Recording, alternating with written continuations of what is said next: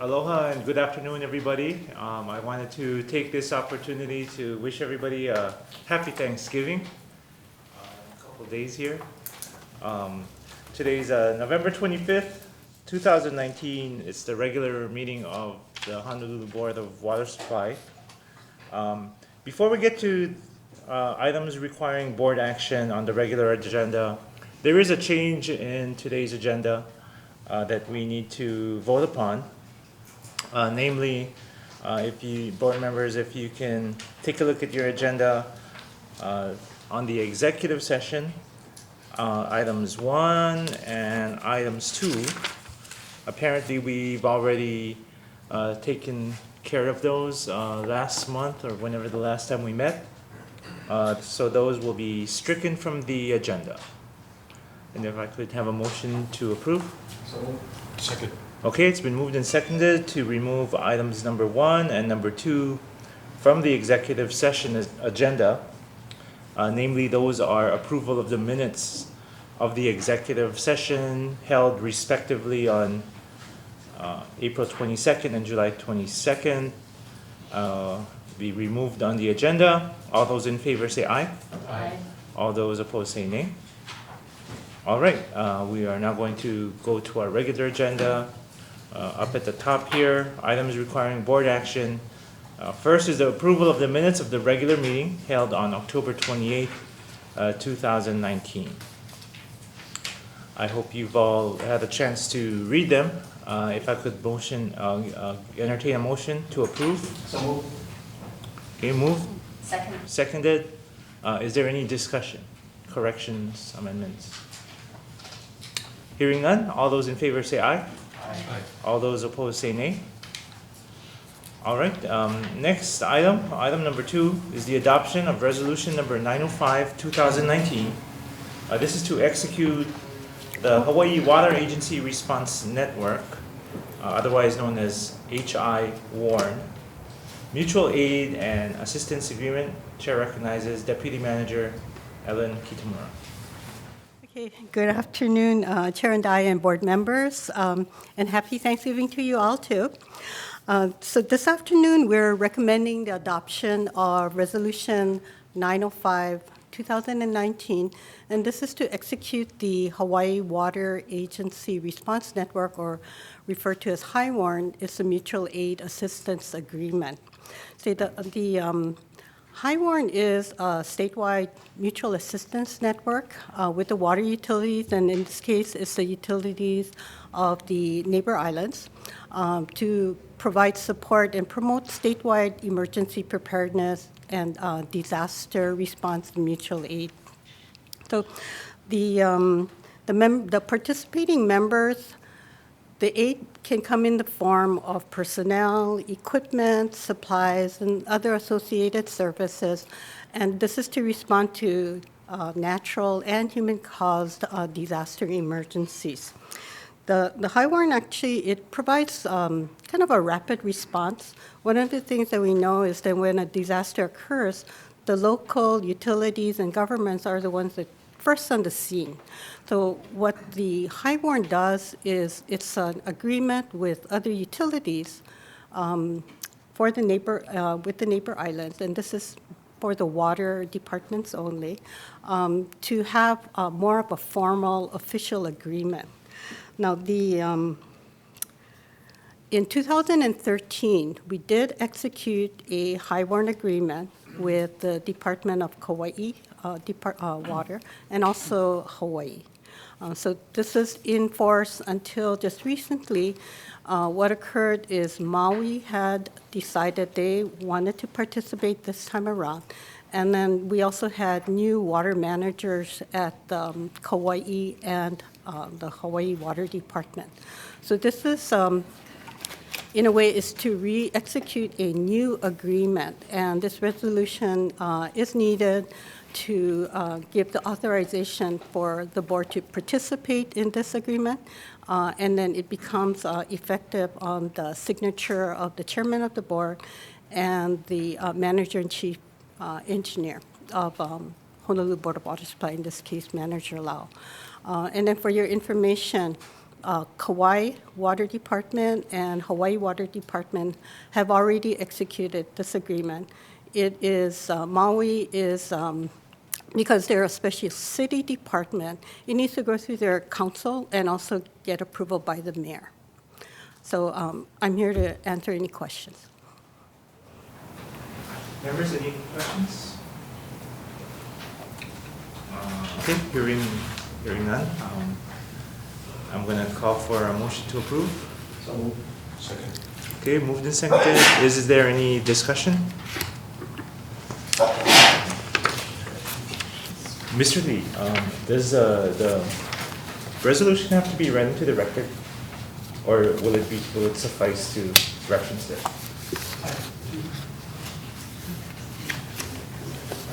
I can get back to you if you need to. Okay. I don't think you need to read into the record. Okay, we'll approve it as is, and then just let us know. It's available publicly, like. Yeah. Okay. Chair, we'll make sure the minutes has a full copy of the resolution with the minutes that the board can adopt formally at the next meeting. Okay. All right, good. All those in favor, say aye. Aye. All those opposed, say nay. All right, thank you. And just let us know if there is Thank further you. action on this. Thank you, Ellen. Thank you. All right, moving on to items for information today. First, we have the Capital Improvement Program Quarterly Update. Chair recognizes Mr. Jason Tukaki. Good afternoon, Chair Andaya and board members. This is the quarterly report for the first quarter of the current Capital Improvement Program fiscal year, so ending September 30th, 2019. So during that period, 6 contracts were awarded, totaling $4.4 million. During the same time period, 1 design and 1 construction contract was completed and closed. And the detail is on the next page. You want to Jason, show it? Yeah, if you can show the report okay. for the public. I can do that. Thank you. Here you go. So this is the report. $4.4 million, 6 contracts, 2 closed, and this following page is the detail of the contracts that were awarded and closed. I'd be happy to answer any questions you have. Members, any questions?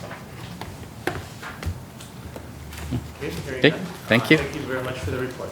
Next item is the recruitment and separation status. Chair recognizes Ms. Michelle Thomas. Good afternoon, Board Chair and Board members. I'm here to provide the recruitment status report for the this last quarter for the period of August 2019 to October 2019. During the last quarter, we had 13 new hires, 8 promotions, 1 demotion, 10 separations, 39 new approvals to fill, and 5 canceled requests.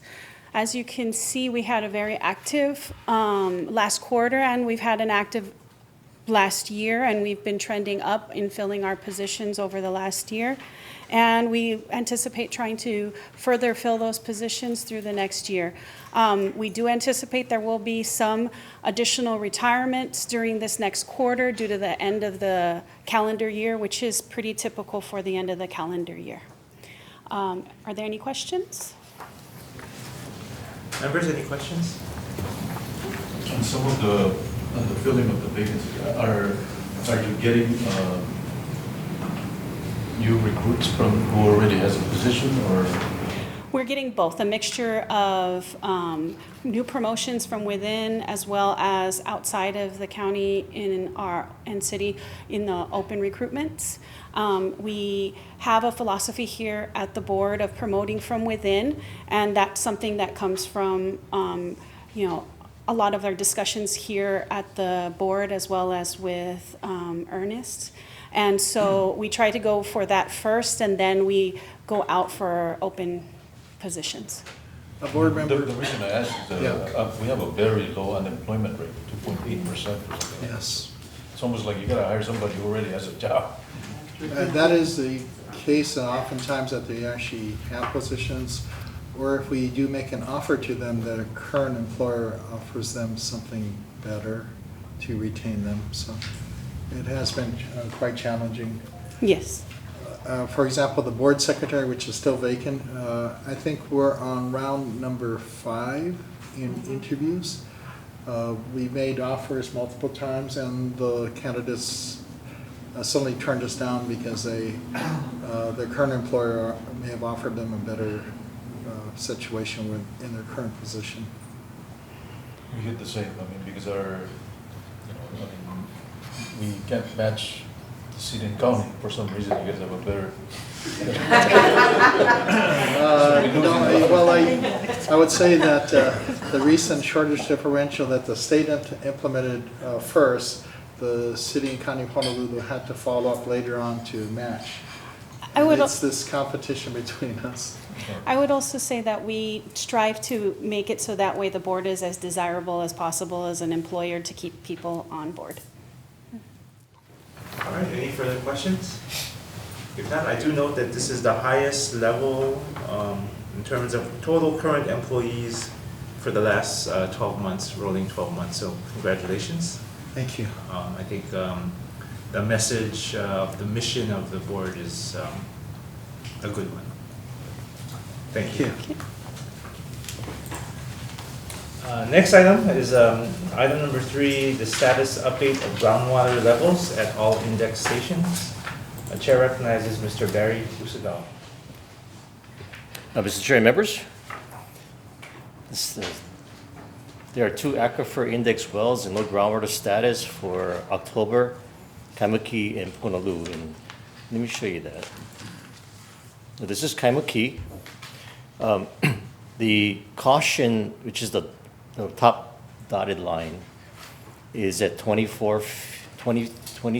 and a half feet. And the head levels are 23.2, so it's like 0.3 of a foot into low groundwater status. Not really of a concern, but Kaimuki is one that in the past has shown sensitivity to low groundwater levels. If you look in the 2015, it got down to almost critical. The other one is Punaluu. And Punaluu is just slightly under 17 feet. So that's not a big concern. Our pumpage is pretty low there. The good part about it is that rainfall has been fairly normal, but the 99% of normal in October, and the 5-month moving average was 107%. So right about normal rainfall for the last 5 months. And the good news is the National Weather Service is forecasting above normal rainfall through May 2020. So we're going to have a fairly high rainfall winter, and it's due to elevated sea surface temperatures predicted by most climate models. So the warmer the ocean gets, the more evapotranspiration, the more rain, storms that we may get. Pumpage is actually on its way down already from the high in the summer months. They're down at 136 MGD, just below our 5-year monthly average. So water resources conditions are still fairly intact and fairly in good condition. Any questions? Members, any questions? Okay, hearing none. Moving on to the next item is our water main repair report for October 2019. Chair recognizes Mr. Mike Fouquet. Good afternoon, Chair Andai and members, board members. During the month of October, we had 26 main breaks. Like you see on the chart, it's kind of like falling back to where our normal is. I think that's part of it due, as Barry reported, that our pumpage is also down to about 136 million gallons a day. The repair of the mains, all of these mains took us about an average of about 18 hours per break. Of particular concern that we have, if you see the pipe of type, is the PVC pipe. All of these PVC pipes mains were always installed about 15 years ago, and all of these mains had multiple breaks on it. So we're concerned about these because of the number of breaks, and the age is relatively young. So we're watching it very closely and making sure that we take action if necessary about these mains. The leak detection team monitored 32 miles. They found 5 leaks, and we repaired all 5 leaks before it became a major issue.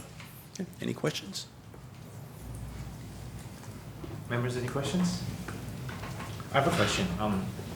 Manager Lau, so in our ramp up, in terms of what pipeline replacement, are we going to prioritize some of these PVC lines? Yes, as we get more break history, if that increases, then we can recalculate the scores for these mains and see if we need to reprioritize. On some locations, I believe we're already moving forward to replace some of the PVC pipe that's breaking prematurely, early, in New Wanu and in Waianae. So we've already moved forward with those, some projects, moving forward with those projects. Thank you. Just for the board's information, this excessive breaks prematurely in different parts of a PVC pipe insulation has led us to do a PVC pipe study. We try to get at some of the root causes of why are these pipes breaking so early. And I think basically the bottom line that came out of the study was that it really goes back to the quality of the construction or the installation when it was installed many years ago. If there are issues like sharp impingements or pressing up against the PVC pipe, like the backfill wasn't adequate backfill, and there were some sharp rocks or pieces of coral poking up against the pipe, especially at the 6 o'clock position, that could lead to a failure years down the road, and that's some of the things that we find. So insulation is very important. We've taken steps to adopt different measures to try to reduce this phenomenon by changing how we inspect the installation, also conditions where we allow PVC pipe to be used. Okay. I'm sorry I gave you so much information there. No, that's Yeah. perfect. But thank you. Great. All right, thank you for the report. Moving on here, item number 4. I'm sorry, number 5 is our schedule of monthly board meetings for 2020. So members, if you could take a look at the dates and plug these into your calendar, that would be great. If you foresee any difficulties, please let us know and we can try to make an adjustment. We have adjusted the December meeting, which is now, for 2020 at least, going to be the second Monday in December, so we can avoid the holiday crunch. All right, members, any questions, comments? May I request, Chair, that the board members let us know, contacting Dee Dee or Jareen, if there are problems with some of the dates on your schedules. I know it's a year ahead, but the earlier you can let us know, and we can see if we can make quorum at each of the meetings. I appreciate the feedback from the board. All right, so noted. Anything further on this item? If not, moving on to the final item in our items for information. Item number 6 is the Red Hill Bulk Fuel Facility Update. Chair recognizes Mr. Erwin Kawata. Thank you, Mr. Chair and members.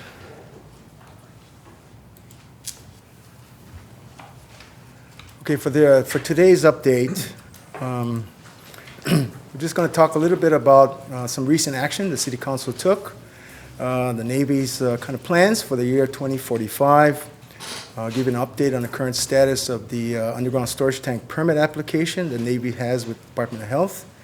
We'll take a little brief look at some proposed changes to the underground storage tank rules. We'll cover a little bit about the November 19th public meeting that was held in response to by the regulatory agencies for the Navy's tank upgrade. And finally, my colleague Kathleen Painui is going to talk about the survey results that we have to date. So on November 6th, the City Council passed a resolution unanimously reaffirming a previous resolution passed earlier in the year rejecting single-wall tank. The resolution was put forth in response to the Navy's tank upgrade proposal of single-wall tank. There was a lots of concern about the single-wall tank, both from us, the public, and from the council themselves. During that time, on that particular day, the Navy, for the very first time, started talking about plans for a commitment to install secondary containment by the year 2045. It's still pretty much undetermined what that secondary containment is. It really is defined as by the Navy. For us, it means really tank within a tank. With respect to the permit application, during the comment period, the Sierra Club submitted a request to the Department of Health for a contested case. The Navy, per the Department of Health regulations, must obtain a permit by July 15th. On July 16th, the Department of Health issued a kind of authorization to operate type of letter, which we didn't really know about until we attended a public meeting on October 15th. That's when we for the very first time, learned about this particular letter that has been going out. Interestingly, during that period, we were in contact with Department of Health both by letter and by phone requesting a status, knowing of the Sierra Club's request for contested case and what is the current stat, or what is the definition, or what the meaning of this particular letter was going to be. On October 17th, at the Fuel Tank Advisory Committee meeting, the Navy again talked about this particular letter. Again, lots of discussion. Pretty much confusion as to what this letter signified in the presence of the request for contested case. The Attorney General's office issued a letter. Sierra Club followed up with another letter requesting that the contested case commence. We also provided our own letter requesting a contested case. Since that time, a hearings officer has been appointed, and there is a pre-hearing conference scheduled for December 3rd. At that pre-conference hearing, we'll find out more details about the contested case in terms of schedule and the protocols. On October 25th, Department of Health issued a notice for proposed changes to the underground storage tank regulations. Of particular note is this requirement that field constructed tanks like Red Hill have to install secondary containment by the year 2045. Again, this has brought out a lot of confusion as to what this date means in relation to the existing date within the administrative order, which is 2037. So hopefully we'll get some clarity, but the public hearing is scheduled for December 2nd. In response to that tank upgrade decision document the Navy submitted, the regulatory agencies held a public hearing to solicit public comment and feedback. That happened on November 9th. There was overwhelming concern and opposition for the Navy's tank upgrade proposal, and many expressed some concerns with the existing condition and its impact or risk to the underlying groundwater. From here, I'm going to let Kathleen take over, talk about the survey. I appreciate it. Manager, Chair, and board members, thank you very much. So in conversations with the chair and vice chair, we put together a survey to gather some quantitative versus the qualitative. We get a lot of comments saying that they support the BWS, but we wanted to kind of quantify it, give it a number. This is a snapshot as of 11/20. As of this afternoon, we were actually up to 101 responses, so about another 20 or so, about 16 responses. And it didn't significantly change what you'll be seeing, except to say that it points it more in our favor versus the other side. So where it's negative for them, it's the low bar is now bigger or smaller accordingly. So first question is, do you want these tanks to be located above a drinking water aquifer? Pretty much resounding no on that. Do you support relocating the tanks to a location not directly above the aquifer? Pretty much a resounding yes. Do you see the Red Hill tanks as a major threat to our water supply on Oahu? Again, a resounding yes. Are you concerned 250 million gallons of fuel are stored in single-wall tanks? Again, a yes. Are you aware that the tanks have leaked over the years, with the most recent large leak being in 2014 when 27,000 gallons were released into the water? Surprisingly, a fair amount of people know this, and I think a lot of that has to do to the work this board has done in communicating that fact out to the public. Are you concerned these tanks have leaked in the past and could still leak? Again, very big yes. Do you support double wall tanks in place of a single wall to prevent future leaks? And of course, for us, that is a tank within a tank. Secondary containment, again, a yes. And do you feel the Navy is doing a good job? No. Maintaining and operating these tanks.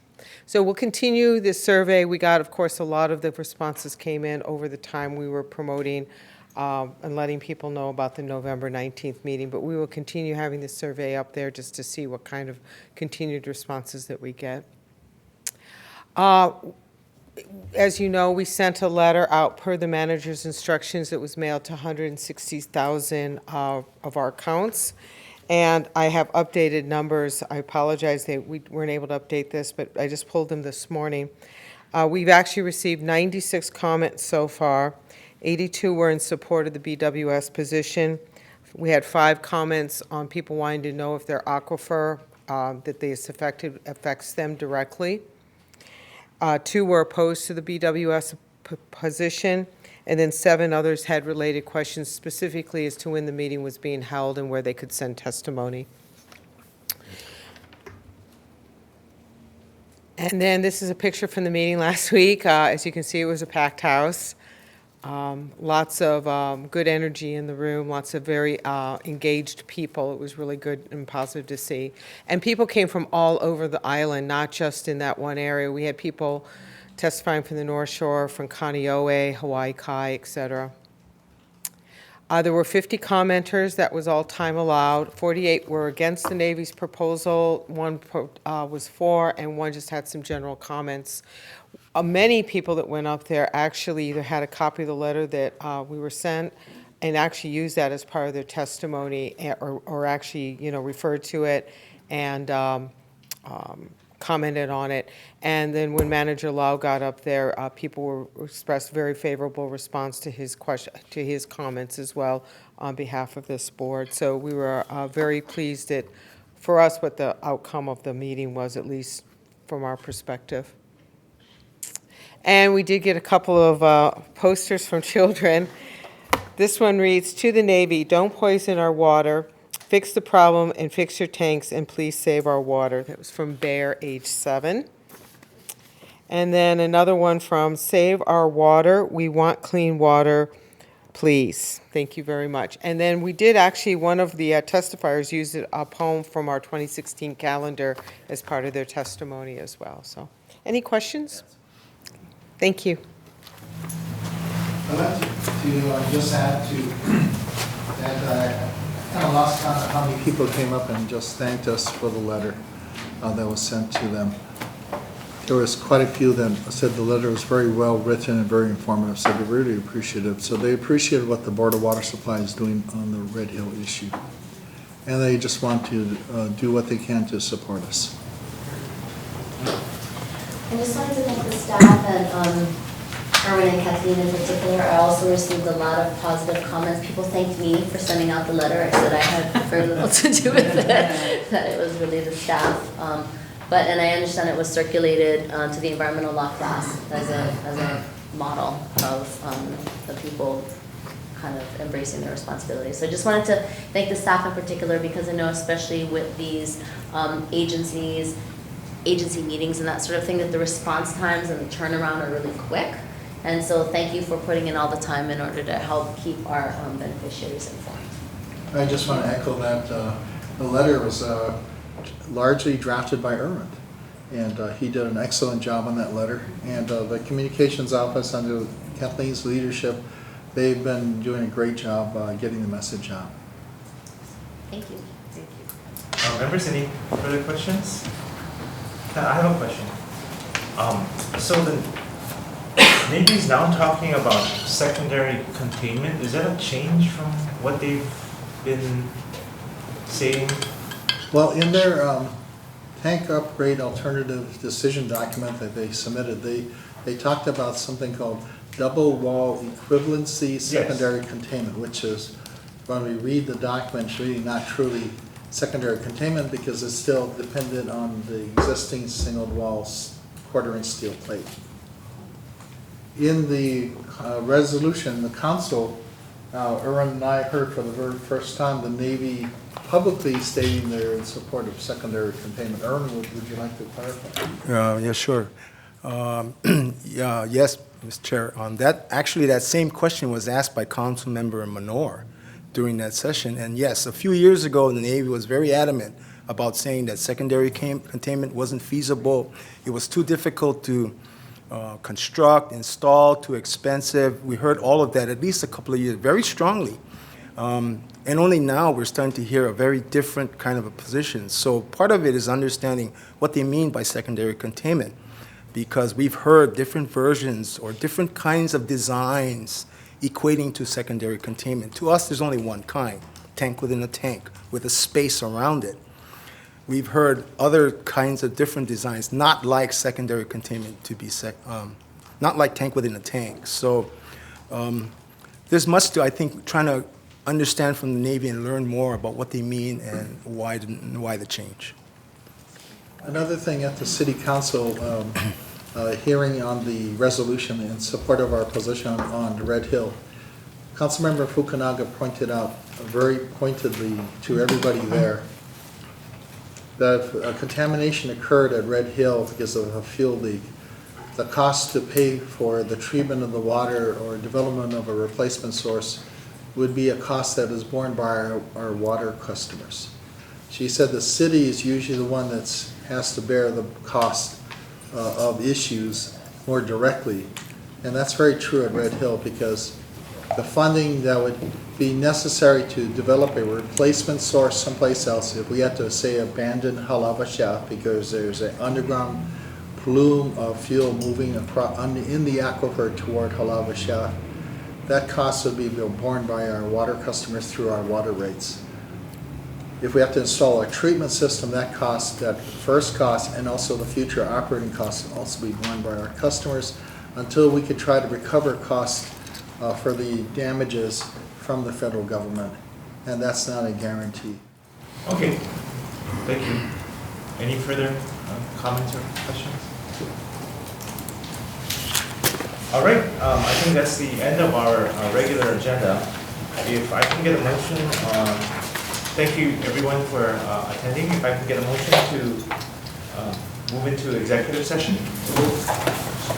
Okay, moved and seconded to go into executive session. All those in favor say aye. Aye. All those opposed say nay. All right, let's prepare for executive session.